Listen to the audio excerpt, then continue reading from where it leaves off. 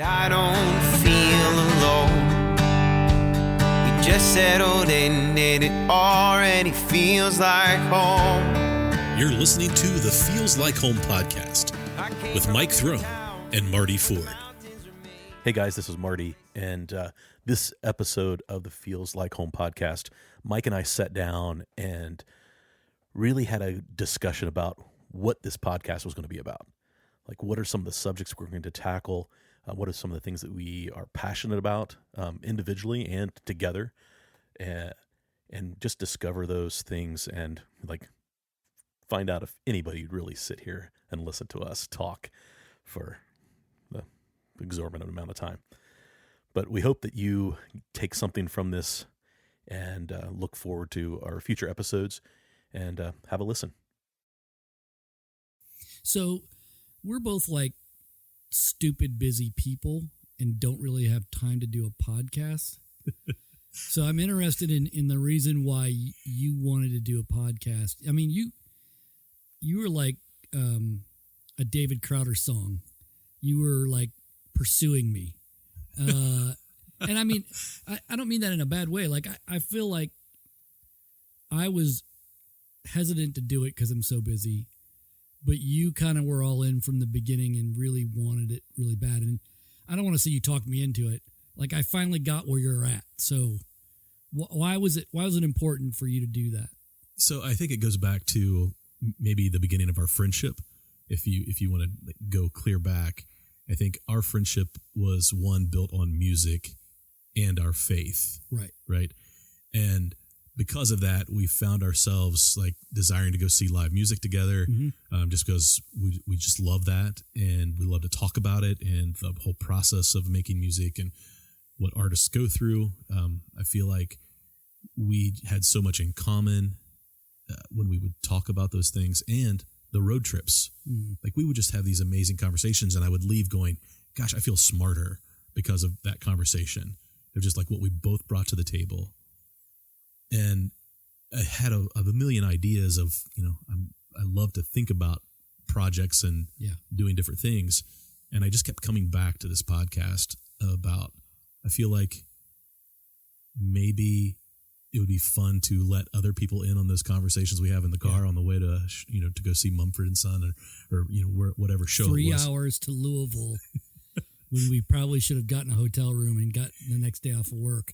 Yes, we got home at like 3 a.m. It was like 7 hours in the car. And I mean, the last half hour was just, oh Lord, how we survived. I don't know. Yeah, I don't remember like Grace that last hour of the trip. I just, all of a sudden I woke up and I was in bed. I was like, how did that happen?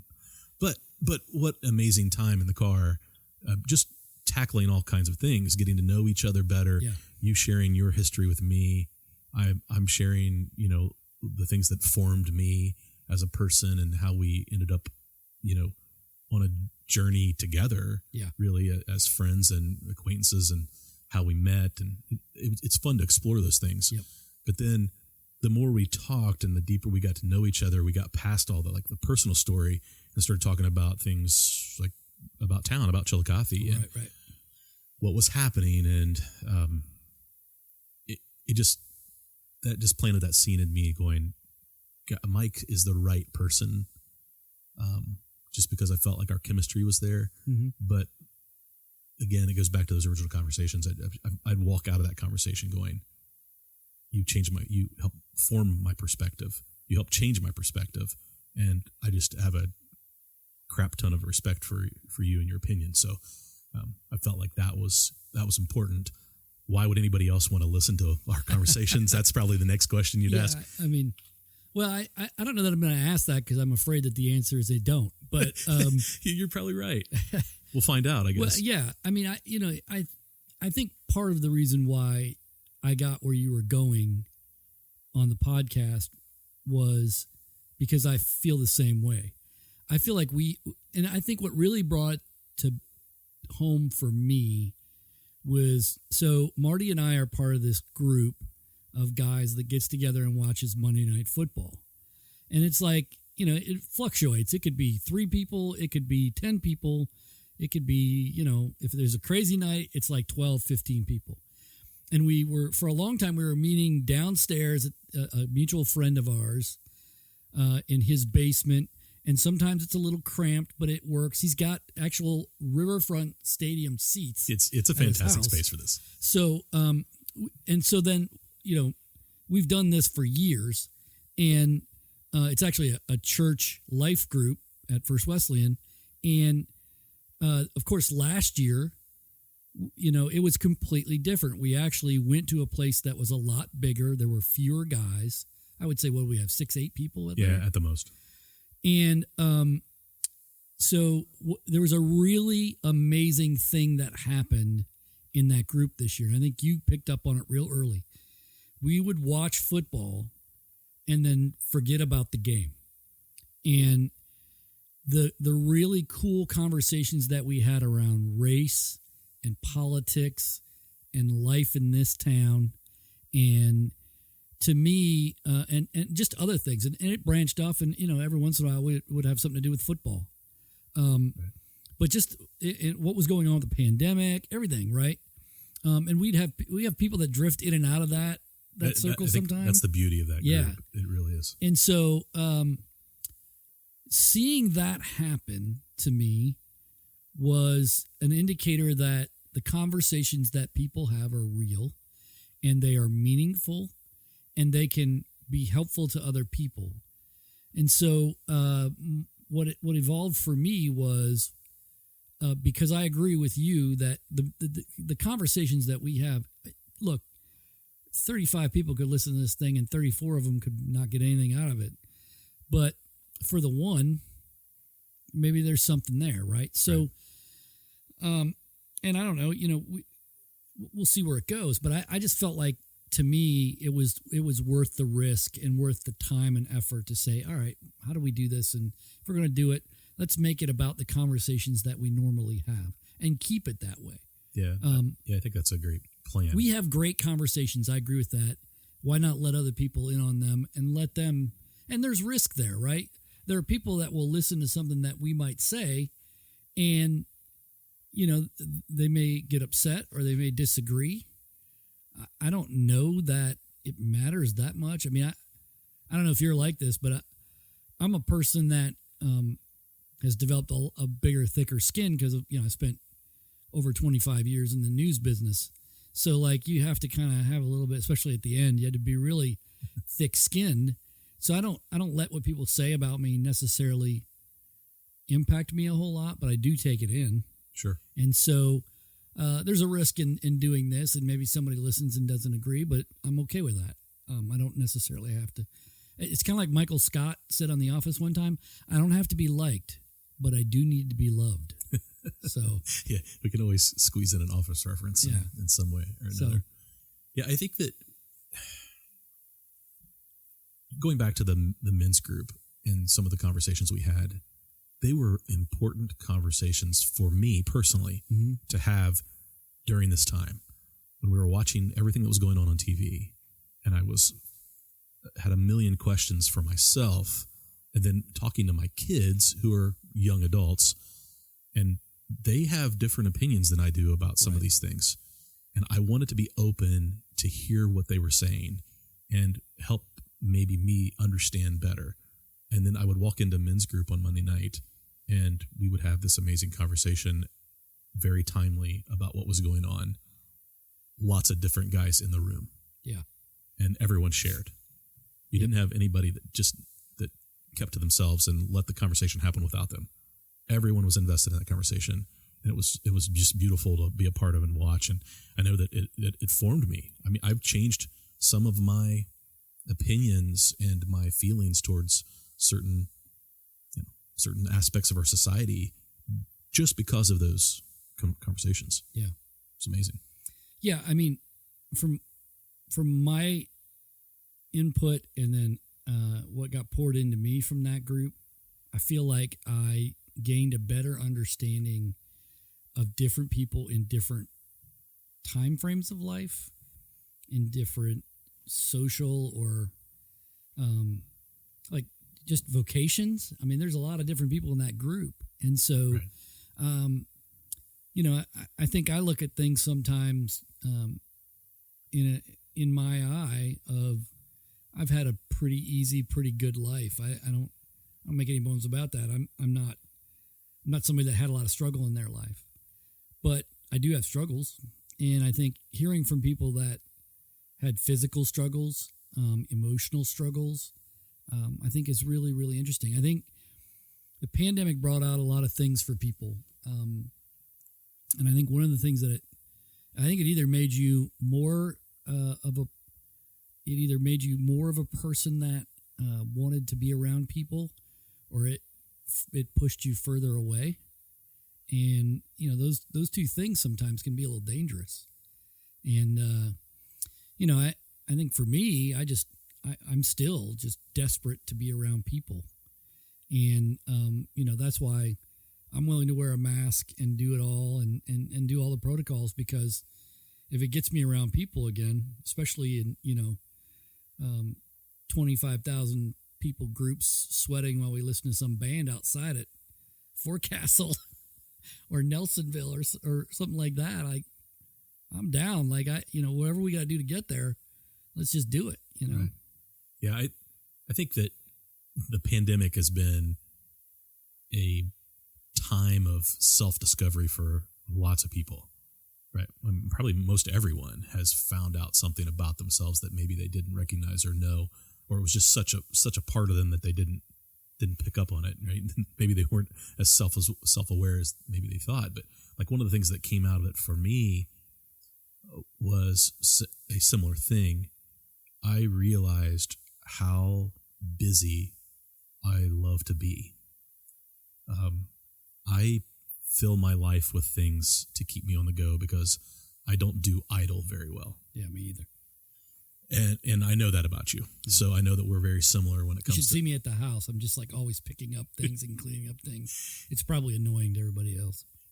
But I realized that like the pandemic forced me to take a breath and focus on being home and being here and changing my routine and my schedule to accommodate that. And we masked up early.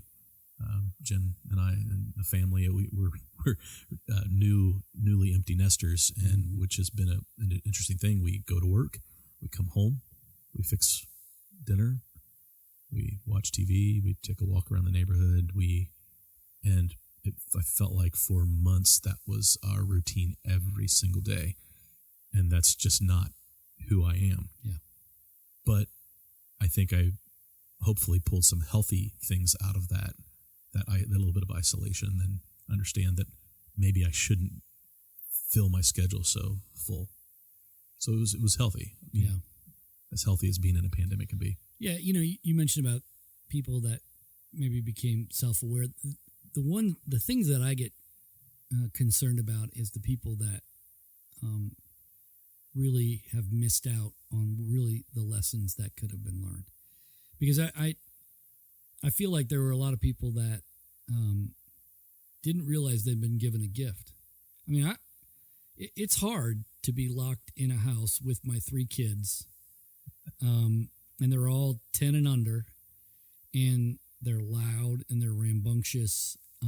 They're incredibly intelligent, but they're also, just kids. And so they do dumb things sometimes. And so there are times when, I took long walks by myself because I'm an only child and I grew up an only child. And now everybody is there and they're touching my stuff, and so. And that's a hard thing for an only child to get, right. To get past, right? Yeah, I was just. It happens to firstborns too. Yeah, there you go. They're very similar. So I think, but to me, I learned to cherish much more about that family time. We started a movie night on Friday nights. We either order or make pizza, and we watch some movie. And we ran through all the 80s, kids movies, all the 90s kids movies. We watched a bunch of other Disney movies, things like that. I mean, we need there to be less of a pandemic so we can just, reset with the movies, I think. But it was important. Like, we would sit there. I mean, and it's a little harder now because, like, when we first sat down, everybody knew that we weren't going anywhere, weren't allowed to do anything. So we're all into it, right? We're all watching the movie. But then now it's sort of like 5 minutes in, we're like, can I go play Xbox? Can I do this? Like, no, we're all sitting here. Okay. It's the new house rules. Yeah. I just hope that people understand, like, being around your family, even though it probably got to be a bit much after a year or maybe even after about 5 months, is a gift. Like, oh yeah, you don't get all these times. You won't get it back. And a lot of people, lost loved ones during this time to COVID. Yeah. And, I'm incredibly sensitive to that because I lost my father in December, and in October 2019, I lost my mom. And so, I think that being grateful for the opportunity that you got to be around your family and to discover new things about them that maybe you just didn't get before is really cool to me. And I hope people aren't missing out on that, Yeah, I think sometimes it's hard for people to recognize in the moment. I think there'll be a lot of, that hindsight's 2020. That's a horrible pun, but yeah. But I think they'll look back and go, "Wow, what a great opportunity!" Yeah. In the pain of the whole pandemic and losing loved ones and people getting sick, but you had precious time. I mean, so many people working from home, having moments watching their kids grow up that they maybe would not have had that opportunity to see. I think there's some really great things that come out of that. Like both of my kids graduated. Mm-hmm. My oldest graduated from college in May, and my youngest graduated from high school in May. Neither one of them had a graduation. Yeah. So there was a lot of things that we missed in those early months of the pandemic, and I feel like we as a country are doing a much better job of just managing life right now. Like we're a year in, and we kind of got this. It's not great, but we kind of figured this pandemic thing out, right, from how to maneuver and live life to its fullest, live your best life during the pandemic. So yeah, it's been an interesting time for sure. Yeah, and I mean, as I was thinking about like how have I changed during the pandemic? I read a book called The Second Mountain by David Brooks, and it's interesting because we're both on the second mountain. You invested years at Horizon, I invested years at the Chillicothe Gazette, and then we both left those things and went to something else. Right. And it was not running away from the other thing; it was going to something that we felt was a new challenge and something greater. And that, I think Brooks sums it up by basically saying the second mountain is one where you reacquaint yourself with morality, with not the I'm going to be a good person morality and then wagging your finger at everybody else. It is living your life for other people and doing the things in the second mountain that serve other people. And that's definitely what I'm finding. You can't be a chamber executive and serve small business and just be in it for you in the last year. You had to be in it for everybody. Right. And if I wasn't that way before, I've certainly adapted to that now. And I think when I look at the folks that have changed themselves and reinvented themselves after a conversation that I had that basically just said, look, we can't do things the way we always do them because the way we always do them isn't allowed, right? Or it puts us all at risk. That's the other thing. Right. That's when you really start to see, that was the thing that I was most excited about, I guess, during this, just from a vocation side. And then just having conversations with my kids, about the things that went on last year. I mean, 2020 is right up there with 1968 as a year of complete and utter turmoil in many regards. And then it even bled into 2021 for a little bit, So I think it's going to be interesting to see, how we all respond to that in the 10 years that follow, right? Right. Well, you always, it's like the Phoenix thing. You're rising up from ashes. And so there are always great things that come out of that turmoil. But it just, when you're living in it, it's just so tough to live in at the moment. But you're right, 2020 will go down in history as they say. As long as it goes down, that's all I care about. Like, just go, you know? Yeah. Wow. But again, you to be a better person, you got to learn from those things. Yeah. If we experience a year like 2020 and refuse to learn from it, then we're worse off as a race, a human right. race. Like you have to learn from those things, yeah. And come out the other side a better person. Yeah. And you talked about serving and how important on the second mountain. I probably need to read that book, because it's definitely where I feel that this second shot of a career type of thing is, how better can I serve the people I work with, or how better can I serve them than I did maybe the first time around. Yeah, it's important. Yeah, I mean, so, you know, it's interesting because for me, when I started out in journalism, it was very much a serving others thing, and it still is. But, you know, as you advance in your career and you move up to the editorship or whatever, and then you work for a corporate structure, it's more about trying to do whatever somebody else tells you. And the more that the internet expanded, the more it was so many voices telling you opposite things to do and say and be. And so it gets, you know, your head's a little muddled. And so for me, when I left the Gazette in, you know, late 2018, I knew it was going to be about 5-6 months of me saying, how do I be something other than what I've been for 20 some years? And, you know, there was never a part of me that thought that I couldn't do it. There was more of a part of me that said, do the things that I've learned over 22 years apply to what I'm doing now? And how do they need to be tweaked, and so on? And so what ended up for me was a lot of those things did apply. And I was lucky that communication skills and writing skills and things like that, they translate, right? Right. But the other part of it was just learning the job. And so I literally had to tell myself many, many times during that first year, like, you're still learning. And I still say it to myself, like, I'm in my third year. Like, this is, you know, and last year felt like 10, but it was still only 1.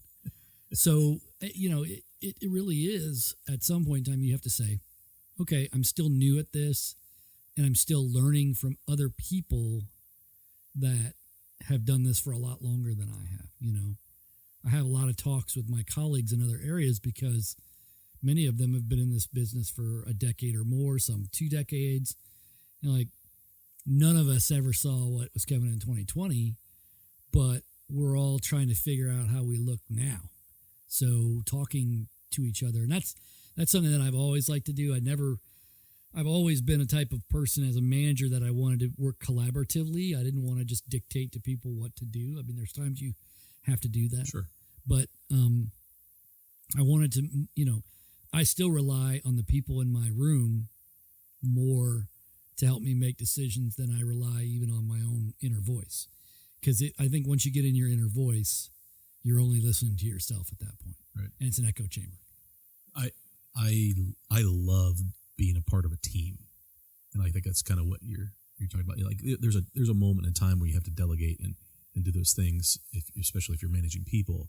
But as a team, just growing up playing sports, I have just great memories about working as a team. So in the work environment, you know, it's just such a natural thing, and I think that, like, what you do at the chamber, like, it was hard to be a chamber last year, right? Yeah, because definitely. you find yourself on lots of teams, right?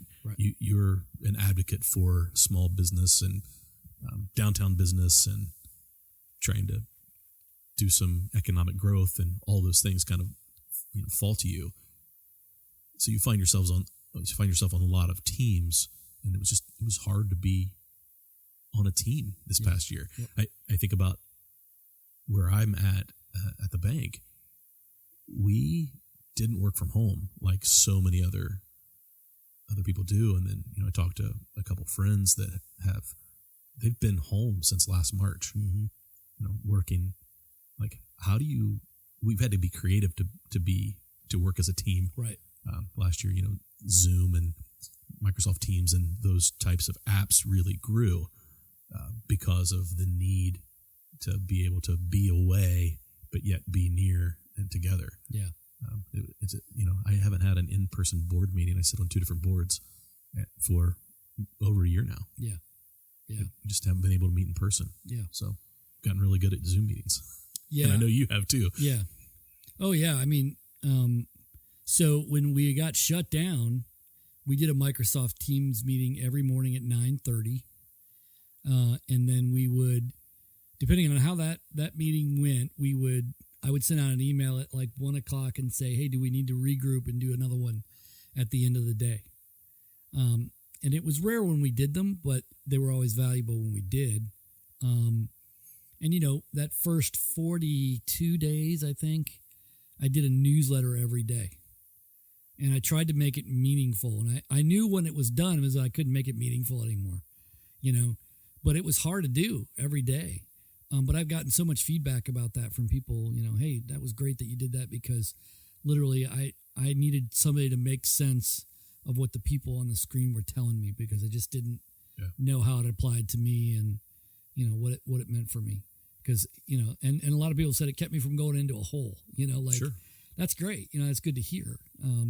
My biggest concern, I think, when the pandemic hit for Chillicothe was, is this going to kill all the momentum that we have? We spent a decade here really improving our downtown, but I think changing the culture and the mood of the city. It's not that there's not problems. It's not that there's not some of the same problems that we've had. The last 10 to 15 years has just taught us 2 things. 1, don't wait for somebody else to solve your problem. And 2, just keep working at the problem. Acknowledge the things that are there, but just keep working at it, And I was just afraid that it would just kill a lot of that collaboration. It would kill a lot of that. Because, once you send everybody out to their caves, it's easy to be in your cave, right? So Right. To me, that was my biggest fear. And I think we responded to that so well that that's the reason why you're seeing the things that we're seeing right now. And we're not even out of this thing yet. So I think it's going to be a lot better a year from now. Yeah. I just think about, like, we've had businesses open during the pandemic. Yeah. Big ones. Yeah. And so, that's a whole nother podcast, but it's exciting that, maybe that's a sign of the light at the end of the tunnel for this thing. Yeah. But like you said, it could still linger for months, and we have to be prepared for that. But. I was reading an article in the Atlantic the other day that basically said that they thought that the current situation, the way we are right now with the cases going down and seeing less and less death, is probably going to stay steady right now into the spring, maybe beginning of summer. Summer, we should see some improvement, start to see a little bit more of people gathering, smaller groups, things like that. Fall, probably even more so. Maybe a step back at the beginning of the winter, but by spring of 2022, we should be back to some sense of what we had before. It may look a little different, Sure. And I thought that was a pretty good timeline, a pretty good assessment of where we're at. I think it's really hard to tell people to stay home for, a year. Right. And if you're going to say, okay, we just need another month for 13 months and 14 months and 15 months, now you're really, you're inviting people to just rebel against the idea that we're keeping you safe. And we are. I know that. But it's just hard to be, I think in particular, uniquely American to say, I'm not going to do this. It's not in our DNA. Yeah, it's just not. We just don't like being told what to do. We don't like being told to stay home. We don't like being told to wear something on our face. And, I think even some people don't like to be told to get a vaccination, right? Sure.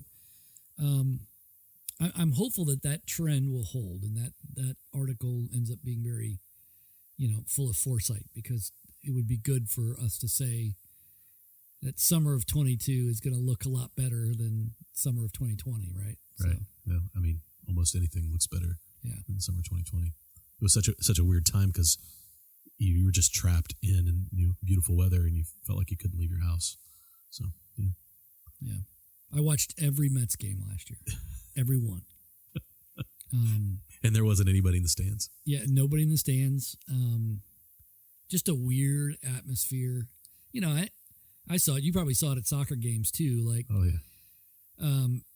It was just it was weird being at a football game. And here's one of the controversial things that I'll say. Every knucklehead that thinks they're really, really smart about the game and likes to yell about it is amplified by like 50 times because there's nobody else there that's just, creating that chatter to kind of drown them out a little bit. Or even, if the team on the other side, their fans are yelling and screaming for something good, our guys are on the other side yelling for something negative, and it gets drowned out in a normal crowd. Right. But in this crowd, boy, everybody, you could hear everybody.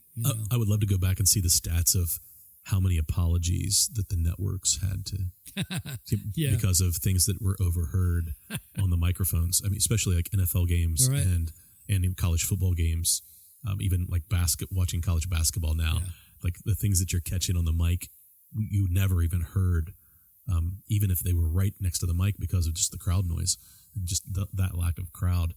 So it'd be interesting as the numbers start to increase. I mean, Texas and their announcement, was it yesterday, was kind of crazy to think that just like, hey, all right, no mask mandate and no limitations on crowds.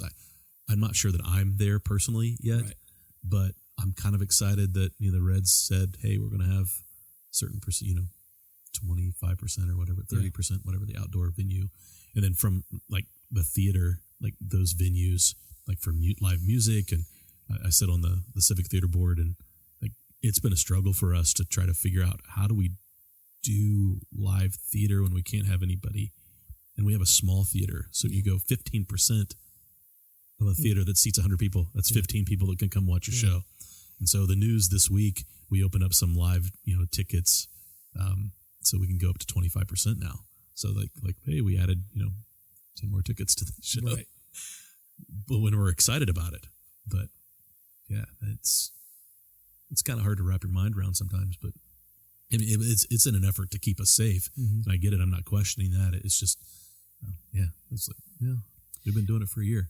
Yeah, and I mean, it's just difficult to do it when you never had to do it before, right? I mean, and if you go back and you read accounts of 1918 and the Spanish flu pandemic and things like that, a lot of the same stuff happened then, right?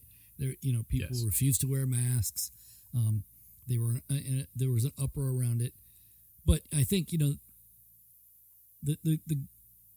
cool thing to me about it was to see people sort of like embrace it right off, understand that there's a reason to do that. And I think even to a certain extent, the government saying, okay, we've done this for a while. What does the data tell us? Let's try to change what we're doing. We shut everything down here for a little bit over a month. It was about 45 days, I think. And then, okay, we can come back, but it's going to have to be, carry out only, or this only, or you'll only be able to do this. And, and that seems like an inconvenience, and it is. But at the same time, it's better than the alternative, which is just keep everything shut down and nobody goes out of their house. And, who could have done that for an entire summer? That wasn't going to happen, right? So. Yeah. And I mean, you think about the impact that has on mental health, economy, it just starts adding up to be real trouble. Yeah. So. Yeah. Crazy. Yep. So this podcast thing, you think anybody will listen to this thing? Oh yeah, I think my wife will. I told her that she Kelsey. had to. Here's the thing. I enjoy podcasts where people come on and they at least have a discussion, right? Sure. Like I'm an arena of ideas kind of person, right? So if we want to talk about Black Lives Matter, I want the people in there from the extremes, but then I also want to hear from the people in the middle that kind of say, like, I understand what you guys are saying over here, but have you even thought about what they're saying over here? Like, this part of it makes a little bit of sense to me. Because in the middle is where pretty much everybody is, right? Right. And so I hope that we develop that. My intent, I think our intent, is that we're going to bring people on here that we find interesting and that have interesting things to say. And there may be some where you're in the lead and you're taking it, and I'm just kind of hanging out, or I'm not even here. There'll be ones where I do the same, right? Right. And the hope is that we bring a steady stream of people in here that entertain but inform. It's one thing to just want to entertain people. I think people have enough entertainment. I can watch some worthless, mindless show on Netflix tonight and get entertained. Right. The question is, can I get information that makes me think? And I hope that I make people think, That's what I love about the new podcast from Barack Obama and Bruce Springsteen, Renegades, Born in the USA. Like, they're putting some thought into where we are right now. And they're even talking about, like, this week's episode's about music. And just talking about the music that has shaped them and formed them. And they did Race before that, and they kind of did an introductory one the time before that. I just want people to think. I think we're at too important of a juncture in our culture's existence right now to just blindly follow anyone. So, I'll be the first person to say, like, I liked Obama. I liked what he stood for. I liked him as a statesman, but I didn't agree with everything he said. The last 4 years, I disagreed with about everything he said, but I saw value in some of the things that he did. But it was the mean-spiritedness and the anger that I couldn't get around. I couldn't get around it. Because I knew that if I was working for somebody and they treated me that way, I would rebel against that and I would leave, Right. And so I think we just need more thought. We need more discussion, but I think we need more insightful discussion rather than posting something on Facebook and having everybody give us a comment one way or the other, and then having the one guy that gets in the middle of the comments and says something that just incites everybody, and then they all attack him. Like, we have enough of that. Right. We don't need that. That's why, to me, I want to be thought-provoking and insightful, but I don't want to be provocative. Yeah, and I think that we've talked about it before, when kind of saying, what does this thing look like? I think from both of us, there was this sense that the importance of it being a positive thing, that we have a lot of great local voices, and giving people a channel and an opportunity to share their insight in a positive way. And we're fortunate in both of our jobs. I think we get a chance to see those people frequently and hear them, but not everybody does. And I think that maybe we have a chance to share those voices that not everybody gets to hear. Yeah, I mean, to me, this is about, I want to talk to the risk takers. I want to talk to the people that have helped people heal, who have really created what we've seen over the last 12 years. To me, that's very, very important for us to talk about. One of the people that I want to talk to, which we've already talked about, was Dr. John Gabus, because he's been a guy that, to me, has helped this community heal. He helped us with the opiate epidemic, which is still an issue, but we are light years from where we were. But, I think he'd be the first person to say, like, it's not me. It's like we finally banded together to fight something. you know? Yeah. And so I think It's like we all together got to the bottom. Yeah. Like we reached rock bottom that's together. And there was no place but when the Washington Post calls you a place where women go to die, I mean, really everything, it's all uphill from there. So this is true. You know, I use that statement a lot. And I actually have a screen cap of it that I use for presentations. I do a whole thing called the Chillicothe Comeback. And, you know, it's a good rallying point when you see that in the Washington Post. Sure. It may not be the greatest feeling in the whole world, but it's certainly a start. So yeah, I think there's some like that negative view of our area. You know, the town that you talk to me or you for 10 minutes and you pick up on how much we love being in Chillicothe. Yeah. It's my hometown. It's where I grew up, where I was born. You're kind of a transplant. Yeah. I never intended to be here this long. Right. Yeah. But yet when we talk about our love for Chillicothe, Ross County, Southern Ohio, why we chose to raise our kids here. Yep. Or choose to do that. It comes out very fast in conversations. Yeah. And so I'm excited to hear what other people, there are lots of other people that feel the same way. Well, and I feel like once we tell the stories in Ross County, we can look at Jackson County and we can look at, Pike County and Sauter County and Hocking County. Like I really would like this to be a thing where we're finding the best of everyone and trying to bring those folks in and introducing them to new audiences. I knew nothing. I don't know if you know much about this guy, but a guy by the name of Dale King out of Portsmouth who basically got back from the war. He saw that Portsmouth was just, he was a military guy. He got back. He was in his hometown of Portsmouth, just saw that it was ravaged by the opiate epidemic. And so he started a company, and that company then allowed him to do more to help people that were struggling with addiction in his community. I just happened upon, he did a TED Talk, and I think it was in Dublin. They did a TEDx Dublin, Ohio, not Ireland. And he did a talk there. And I just stumbled upon it. And then it was like, I was on Shark Tank. So I went back and watched the Shark Tank episode. So then one day I just reached out to him on LinkedIn. Hey, let's be, LinkedIn buddies. And, I don't say we trade information or trade conversation, but he inspires me from Portsmouth with the things that he posts about his town, because it's the same way I feel about here. Right. So I just think, the more that we have these conversations, the more we illustrate the good things going on, the more it becomes infectious, right? So yeah. And I think that goes back infectious might be a bad word right now. But that goes back to our original conversation when I said, hey, Mike, I think we need to do a podcast. Yeah.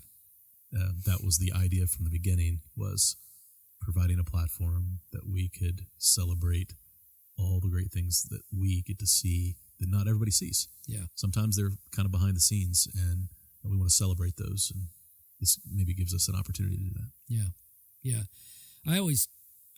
I say about you the way that one time, so when I worked at the Gazette, right when I first got there, I became managing editor in 98, and I hired a guy about 2 years later named Jeff Henson. He's passed away now, but Jeff and I became very good friends. And the reason, and it was kind of bad because to me, I was his boss. But the reason why I think we were friends is because he understood that, number one, I was the boss, even though he had done my job. He understood that I was the boss, that he was, he answered to me and never tried to take advantage of it. But he would also shoot straight with me about flaws that he saw in me and my leadership style. And I could critique his stories and talk about him. And if I saw him, because he was an alcoholic, a recovering alcoholic, if I saw him going down a path I didn't like, we could talk about it. But one of the things that he said, I would go to his house, and there would be times we would just put music on. He didn't have cable, anything like that. So we just put music on and sit there, and he would drink coffee, and I would sit there and we would hang out and just talk. But there would be long periods of silence. And so I asked him about it one time, and he said, Well, sometimes when you're comfortable with people, you don't necessarily need to say anything. It's okay to have comfortable silence. And I never forgot that, because I think we can do that. We can have comfortable silence.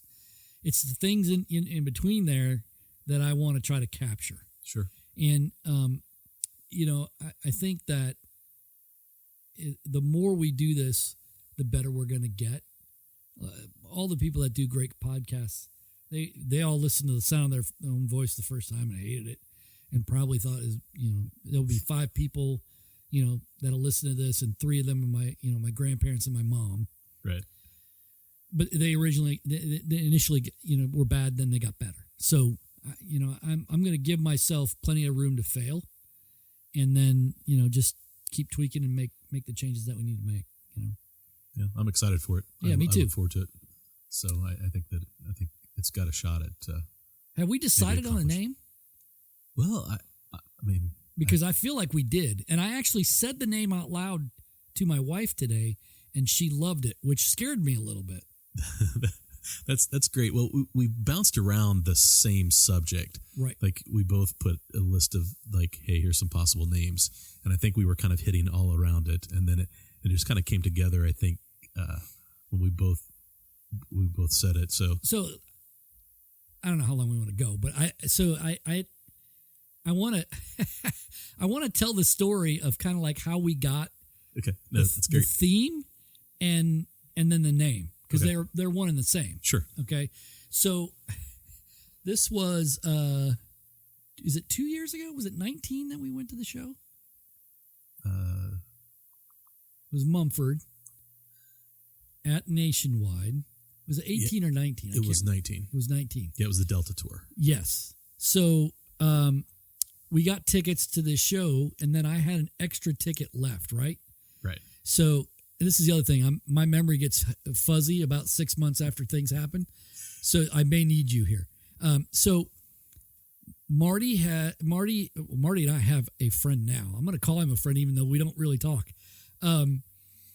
So Corey Breath is a guy, he grew up in Chillicothe, and Marty knows him through soccer and through a mutual, his brother, Zach, yeah. So I don't even really know how Corey got brought into this thing. I think I was just desperate and said, just find me somebody to take this other ticket. Yeah. I just didn't want to eat the ticket. You had the ticket. You didn't want it to go unused. So Marty reaches out to Corey and says, hey, I got this ticket for Mumford. If you can get up here, it's yours, And so he lives in Tip City, and so it's a little bit of a drive to get there.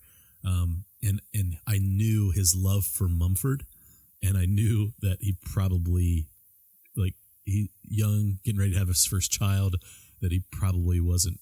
Yeah, he probably didn't have the cash to drop on a Mumford ticket. Yeah, and so we invite him up.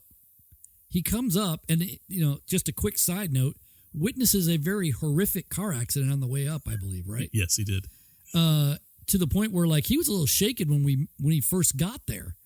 But we go to the show, we have a great time, and maybe you have other things to fill in there, but we have this great time. All of a sudden, I'm like, man, I really like this guy. He's awesome. And so he leads worship, but he also plays music on, just outside of that, he's a singer-songwriter. And so I start listening to some of his stuff that's out there on Spotify, and then he releases an album last year. And I remember when it came out, he posted about it, and I went immediately to Spotify, and it became the only thing I listened to for about a month. And so as we started talking about doing this, I don't even know why it didn't even dawn on me. But we talked about, and I even sent Marty this list of names that I'd come up with about the podcast. It's probably 35, 40 names. Probably, yeah. Close to that. And none of them ended up being the one that I think we've chosen. Yeah, I think and so. it's because of this song by Corey called Feels Like Home. Feels like home. And Marty texted me this morning and said, I think we found the theme song for the podcast. And as soon as I saw it, I was like, yes. So then I was like, well, now this sounds like it could be the name of the podcast. So then I said, I wanted to hedge my bet. So I'll look at my text message just to make sure I'm right. But I threw out that name feels like home. But then I also said, what else did I say? I said, well, what about a hometown feeling? Which I knew was bad. I knew it was bad. But then you said, well, feels like home's been in my head for a while. So Yeah. it was my affirmation at that point. And I was searching for, I mean, of course, I went the music route immediately when we first started talking about this. It was like, well, we've got to have so many podcasts, just have a snippet of music to intro in. And I'm like, with our love for music and our connection there, felt like something had to happen and had to be there. So I've been searching for like what sound. And we have very similar music tastes. Correct. And we both love to explore new music. And so Mike is always sending me, hey, check this guy out, or hey, check this band out, or have a listen to this. And I try to do the same thing to him. But because Corey is a local guy, we both have a connection with him.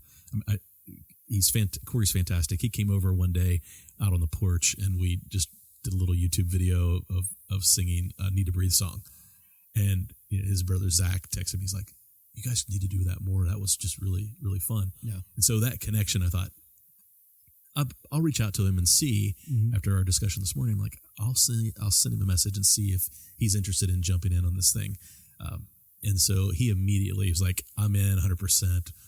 Whatever you guys want to do, you let me know what you need." I even have an instrumental version, so if you need to make some cut clips, you can do that out of the instrumental version. That's really cool. And so he was super helpful. I just, like I told him we would brag him up on the podcast. Well, I don't even need to be convinced of that. Like I'll do that today. So here's another really funny thing. So Amazon Music posted this thing about what are unknown. It was on Twitter. What are some unknown artists that we don't know about that we should? So I said I responded and I tagged him, and he sent me a message on Facebook later. He's like, "Man, thanks for doing that. That was really cool.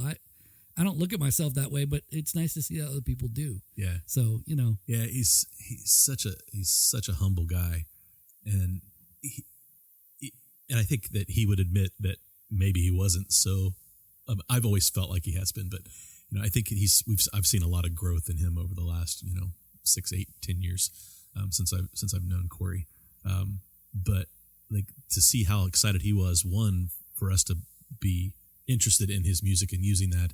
But then I think too in the podcast, because I think he feels like there's a need for that. So he offered to throw some merch at us to do a giveaway to our listeners. So like I think we maybe have maybe a shirt and some vinyl coming for this new album. Here you go. Yeah. So I think that would be pretty cool to give away. I have not gotten into the vinyl thing.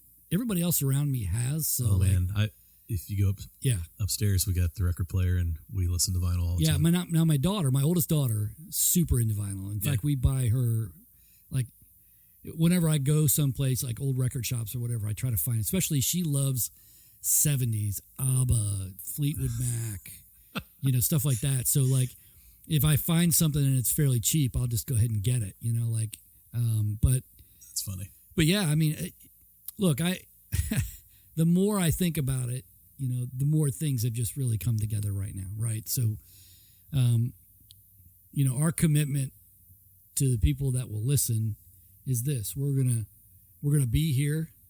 What we've planned on doing is doing them as seasons. So we haven't decided how long those seasons will be yet.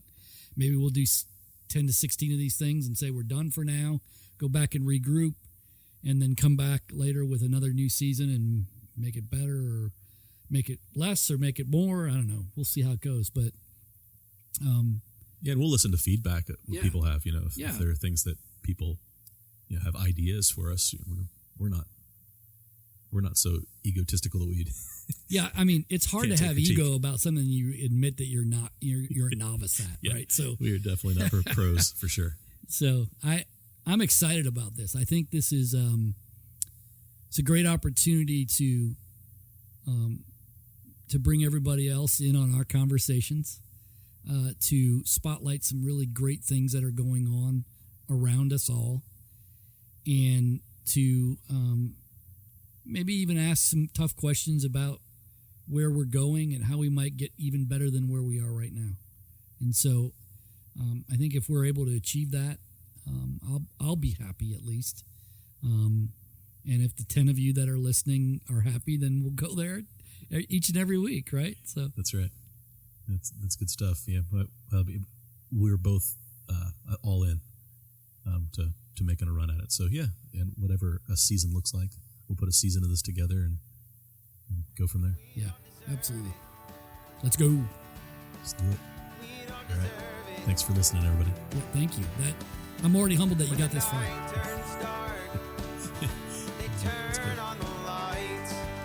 You've been listening to the Feels Like Home podcast with Mike Throne and Marty Ford. We don't deserve it.